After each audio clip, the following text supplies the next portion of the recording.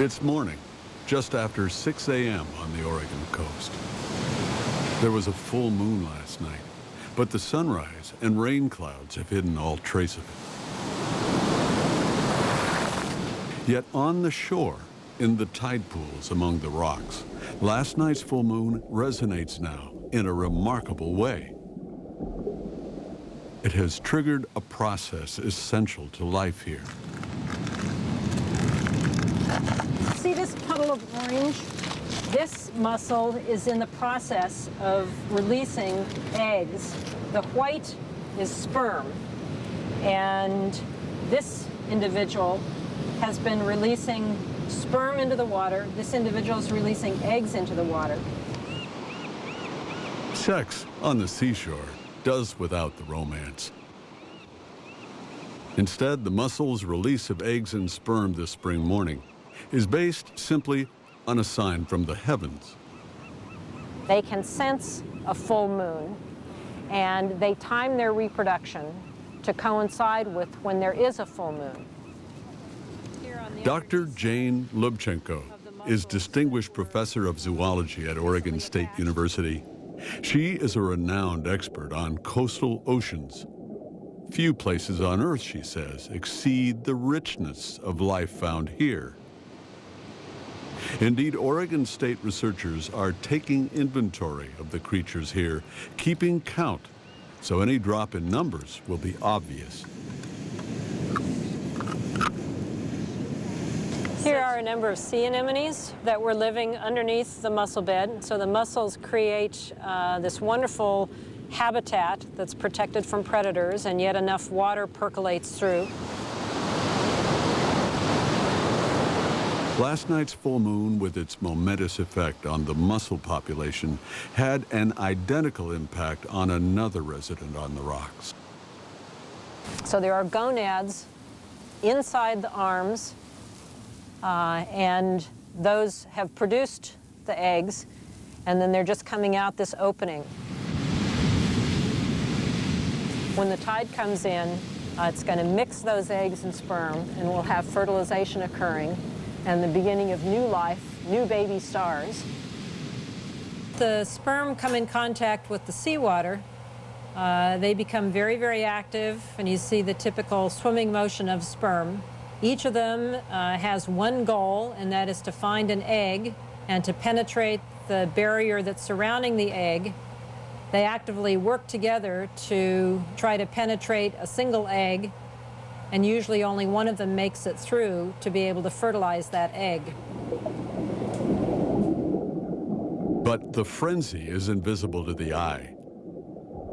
The tide pool has simply turned soupy as all those fertilized mussels and sea star eggs engage in the struggle to survive against terrible odds. Predators celebrate the flowering of new life by eating what they can of it. That little crab is probably very happy to have all this wonderful, yummy food in the water, and it's a good time to be a larva.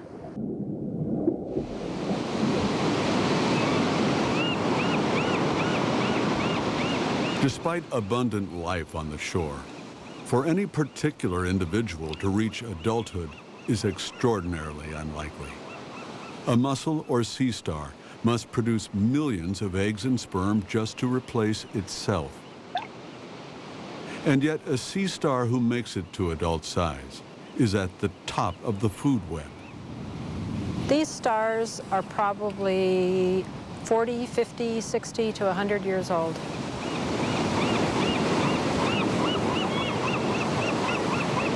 The tide is out just now.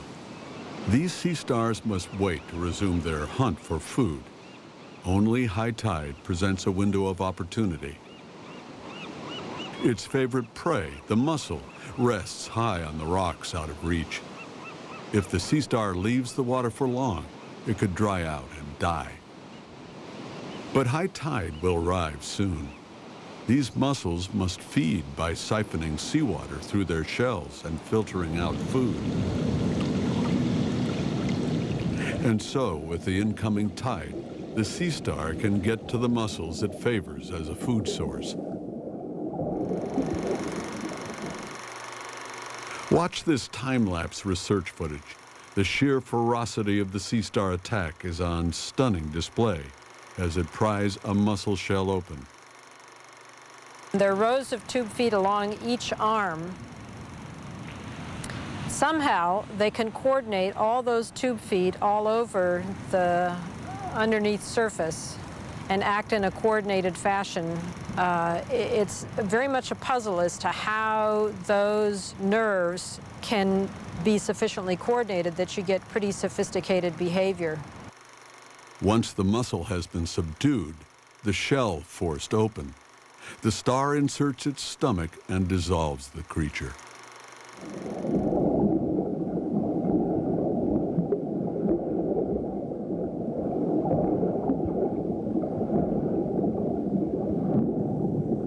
Sea stars are not alone in their waiting game. Anemones, too, thrive on mussel meat, but anemones have no way to attack their prey. The animal is mostly all stomach with just body wall around it. Gravity and time are the anemone's friend. Ocean storms knock fresh mussels from the rocks and drop them to the floor of the pool.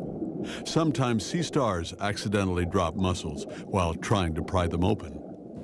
That's why you often see a cluster of green anemones right at the base of a wall where the sea stars have been feeding. And anemones are the beneficiaries of the fact that stars are sloppy eaters. The anemone grabs a hold of the mussel and will work it toward its mouth and then put it in the stomach. And the stomach is essentially a big cavity full of digestive juices. In the tide pool, neighborliness is not of value. Carnivores live side by side with potential prey, and chance alone may tip the balance between coexistence and a death struggle. The sea urchin typically has nothing to fear from the anemone. Maybe this half-digested sea urchin fell from the wall or crawled directly into the anemone's mouth. But the urchin is not totally defenseless. Now, this particular star is sitting on top of a whole bunch of urchins, so it's getting... A big sun star is on the prowl. The sun star can consume an urchin easily, engulfing the spines and all. Here, an urchin about to be covered by the star has no choice but to fight. Almost all of its spines are laying down flat. It's starting to rotate its body, and it's beginning to put its pincher-like devices out. Those pincher devices will grab onto a tender tube foot and just lock onto it. And that's the urchin's way of trying to avoid being eaten. We don't really know what sea stars or sea urchins feel, if anything. We can observe that if a star is being pinched repeatedly by a bunch of different urchins, it will often give up. It probably depends in part on how hungry it is. You can see a whole bunch of gooseneck barnacles. Dr. Lubchenco and other OSU researchers want to better understand this harsh and unforgiving environment to better protect it. They are working with other university researchers on the West Coast to record current conditions on the shore.